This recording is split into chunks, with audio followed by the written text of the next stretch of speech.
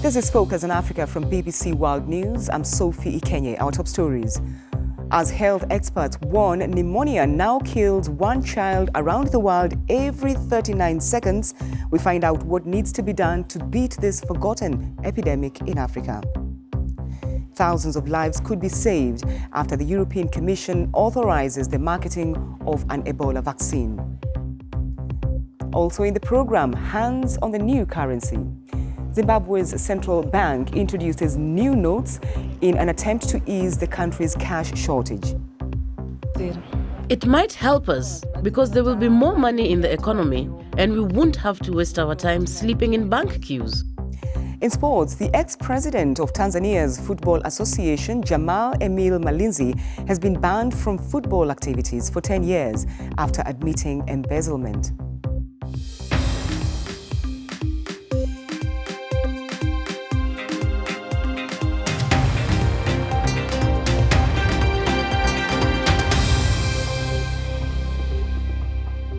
Thanks for joining us on Focus on Africa from BBC World News. It's curable and mostly preventable, yet pneumonia kills more children than any other disease, according to a startling new research.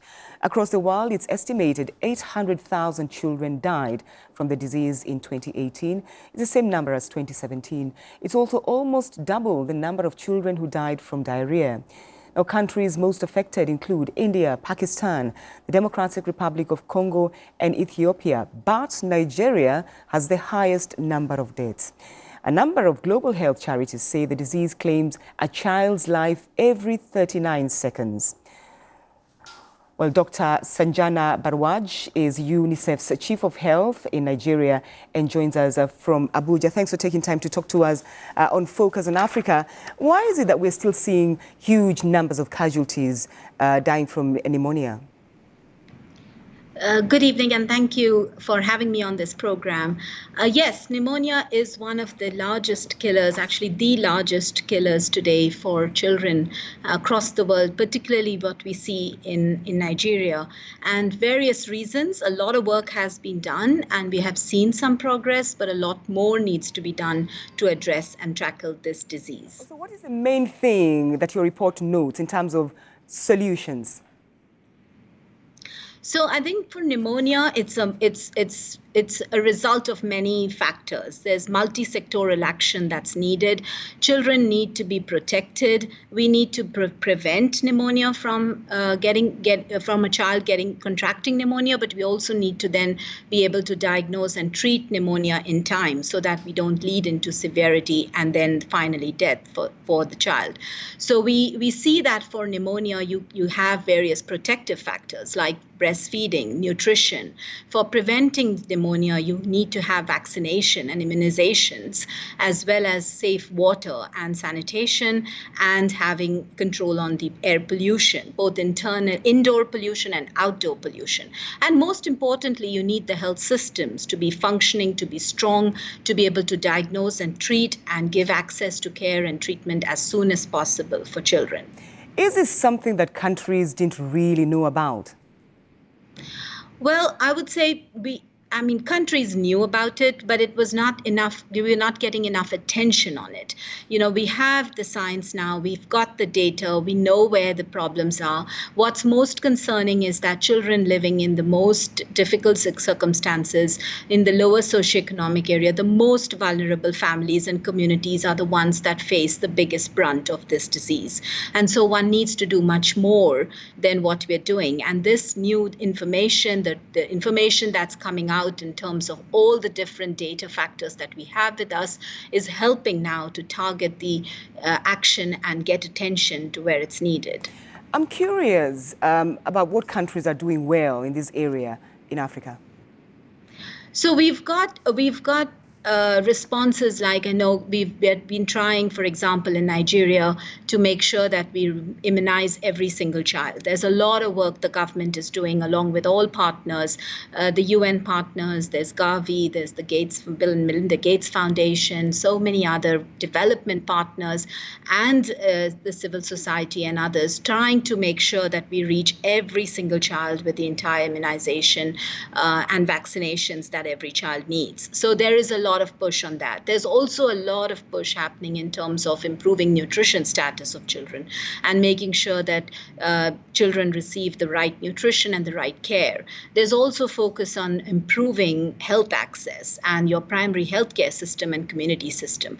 But we are way far, we have a long way to go. We're far away from where we need to go to make sure that the most vulnerable children get access and the most vulnerable communities are able to access the care and treatment they need. The focus for a long time has been on malaria. Do you think this has contributed in any way to the neglect of this disease, pneumonia? You see, it's been a difficult sort of environment and challenging environment because you've got so many different things that governments have to focus on, partners have to focus on, and we need to do our best. So yes, there was attention on malaria, there's attention on HIV, there's attention on TB, there's attention on diarrhea. There's a lot of different different challenges that one faces. And pneumonia, because of its very nature of being so multifactorial and being linked to actually having strong systems, has not received potentially the attention it needs to receive. And this needs to shift. We need to have concerted attention as well as concerted investments done to make sure that we are able to address this killer disease for children. All right, Dr. Sanjana Bhardwaj, thank you for taking time to talk to us in Focus on Africa. Thank you. Thank you. Now, Zimbabwe's central bank has introduced new banknotes. It's an attempt to ease the country's acute cash shortage. But there are fears it could fuel inflation in a country where the rate is already about 300%. The BBC's Shingai Nyoka has more. There have been long lines outside banks since the early hours of the morning as Zimbabweans desperate to get their hands on what is essentially the first official currency in 10 years. There's been a desperate shortage of cash over the last few years, and the central bank is hoping that by injecting almost $1 billion in hard cash will alleviate that. But the denominations that are being withdrawn are the $2 and $5 notes. That's equivalent to about 30 US cents. I just think it is going to fuel inflation. I don't think it is going to change much. Nothing will change actually. If they reintroduce like the rands, I think it will be better than to keep on adding these new currency, like adding new notes or coins or bonds. It might help us because there will be more money in the economy and we won't have to waste our time sleeping in bank queues. But critics say that such low denominations in a high inflation environment is useless. $5 doesn't even buy a loaf of bread here. But the government says it's doing so that it can control inflation. The government has a checkered past with money management, and in the past, whatever money came onto the market went directly to the black market where it was traded for a premium.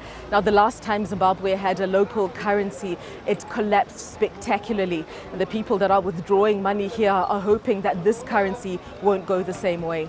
Shingai Nyoka, BBC News, Harare. Let's now take a quick look at other stories making headlines across Africa. South African Airways has told its 5,000 employees that it's starting a restructuring process that may lead to job losses.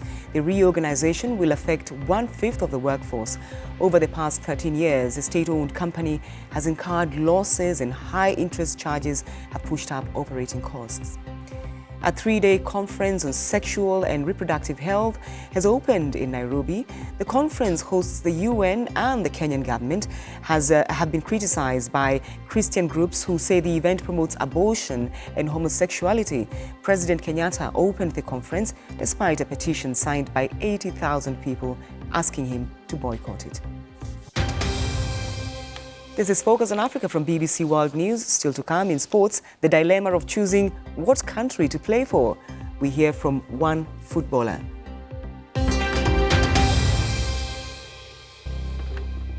I'm Sophie Ikenya and you're watching Focus on Africa from BBC World News.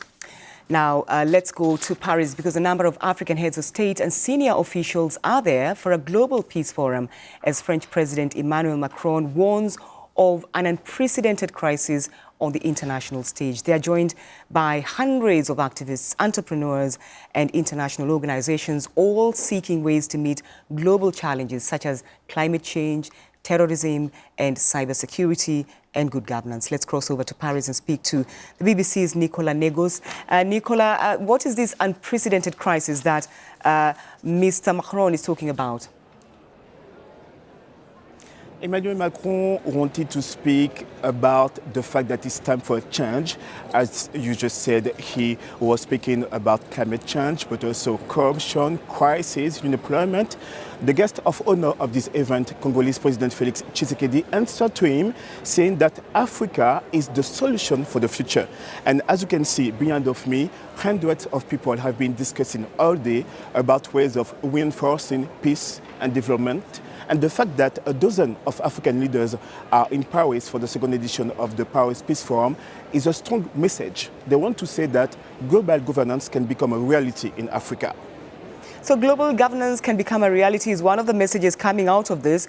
But on the sidelines of this whole conference, there have been a bit of drama with regard to the Cameroonian president, Paul Biya. Yes, just a bit of drama. It was a minor demonstration yesterday and also this morning, but still symbolic as Cameroonian opponents were protesting around the forum against Paul Biya. For them, Paul Biya is not doing enough to assure the stability of the country. They were talking about the Anglophone crisis. 3,000 people have been killed and 500,000 had to flee their homes. So they were targeting the president. They want a change. They are saying that global governance is not possible if presidents want to stay president all their life. There are a number of young people at that summit, Nicola. What are they telling you? What do they want to get out of this summit? I was speaking earlier with young people from Ghana, from Nigeria, from Kenya, from Cameroon. All of them are saying the same thing. They are tired with forums. They are tired with discussion. They really want leaders to answer to them. And I was speaking with a former president of a youth organization from Ghana, and she was telling me that it's time for leaders to listen to the young people because young people is the future. So what they are expecting is for their voices to be heard. All right, Nicola Negos, you're our ears on the ground there. Thank you. You're watching BBC Focus on Africa. Let's find out what's happening in the world of sport. Peter. Many thanks, Sophie. Now, the former president of the Tanzania Football Association, Jamal Emil Malinzi, has been banned from all activities related to football for 10 years. That's after he was found guilty of financial embezzlement. Malinzi was a former member of FIFA's disciplinary committee and was head of the Tanzanian Federation between 2013 and 2017. He admitted misappropriation of funds from FIFA, the African Confederation, and his national federation. He's also been fined over $500,000.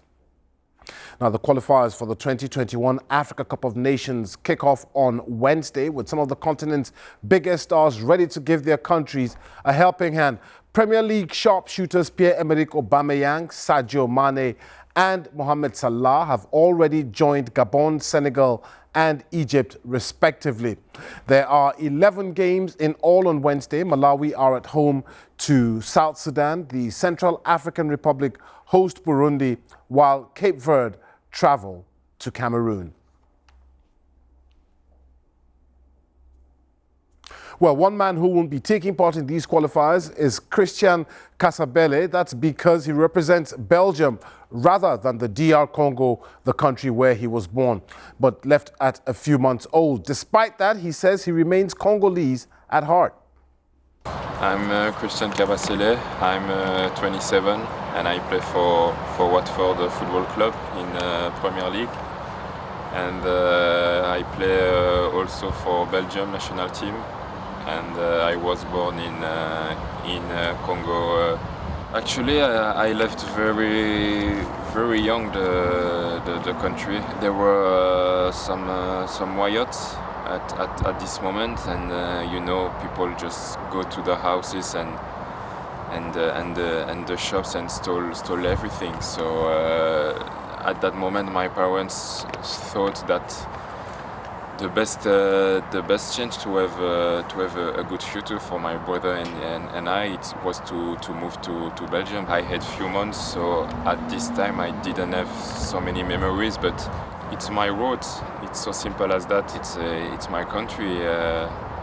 I know that some people can think or can say that you are not from Congo because you grew up in Belgium and you play for the Belgium national team, but it's my country, as Belgium is my country there. But I feel sad because, you know, not only because of the war, but all the general situation in Congo. It's so sad to have a so rich country, and you know the population, the people there are so poor. What it's most painful for me is that it seems that not a lot of people in the world speak about this.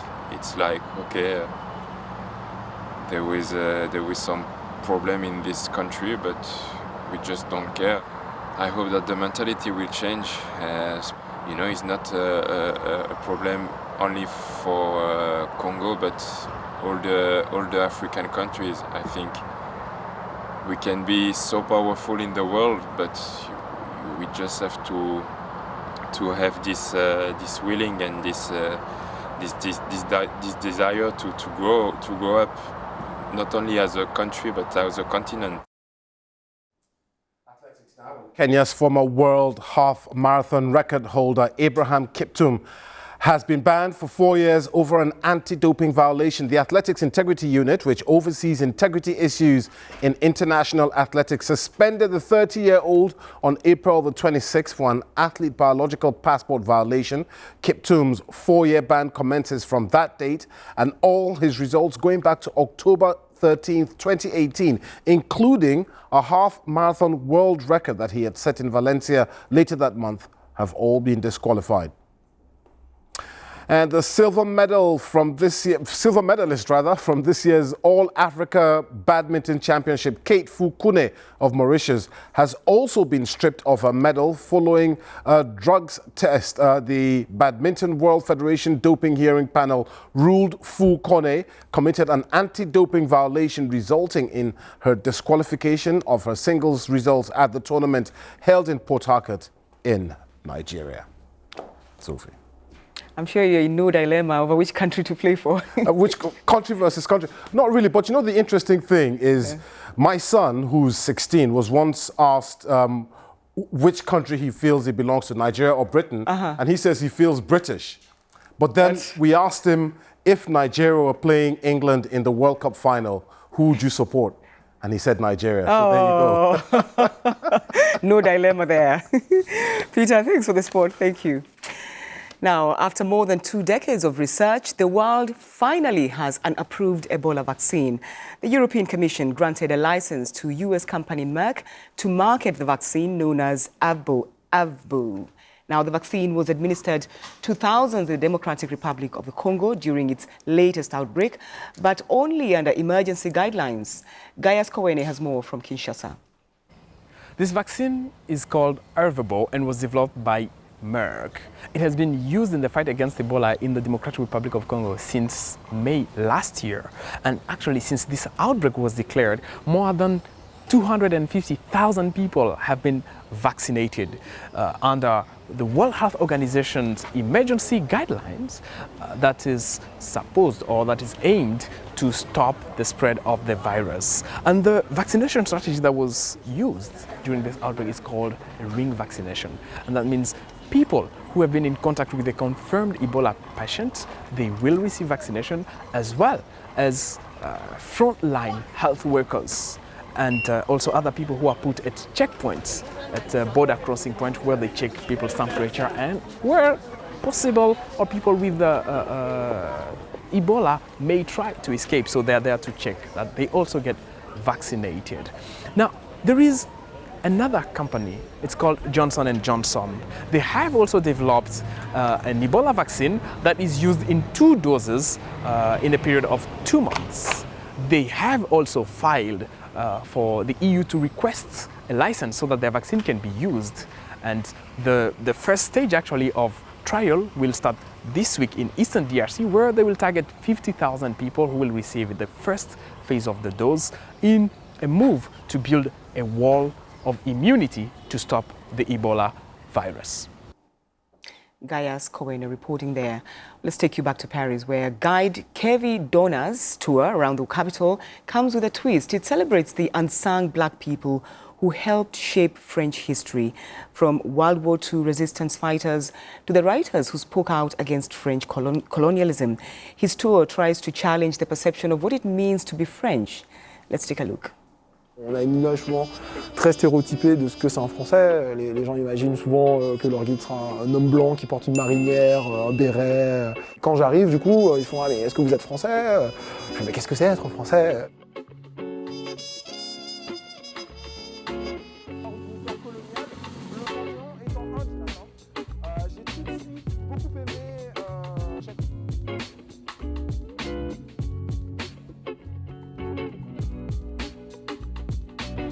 De Gaulle entre en résistance et appelle à l'aide. Il appelle à l'aide notamment dans les colonies. Et il y a un gouverneur qui va immédiatement se ranger du côté des forces françaises libres, de la résistance de Gaulle. Devinez lequel? Félix Éboué, le noir, qui pour des raisons très évidentes n'hésite pas entre Hitler et De Gaulle.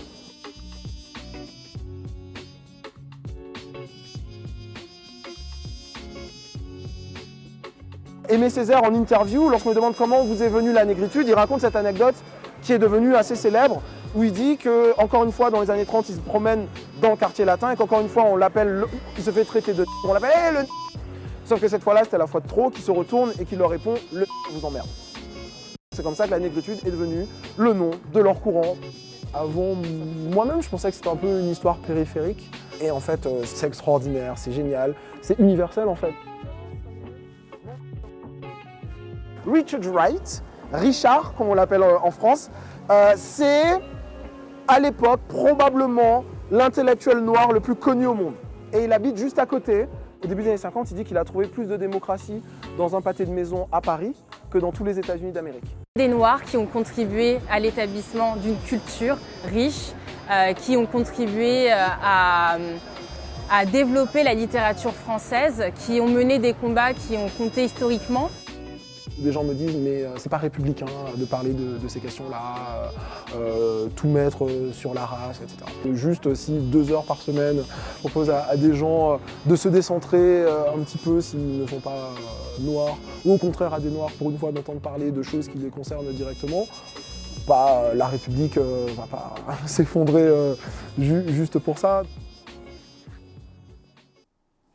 Different kind of tour there by Kevin Donna. Now, before we go, let's take a quick look at our top story here on Focus on Africa. Health agencies have called for increased efforts to combat what they call the forgotten epidemic of pneumonia, which killed more than 800,000 children worldwide last year. In the worst affected country, Nigeria, more than 400 die every day from the disease.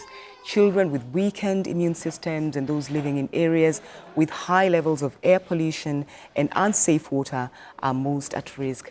And the disease can be prevented with vaccines, and it's easily treated with low-cost antibiotics if properly diagnosed.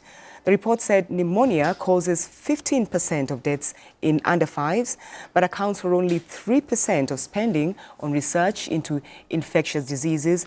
That means lagging far behind other diseases such as malaria.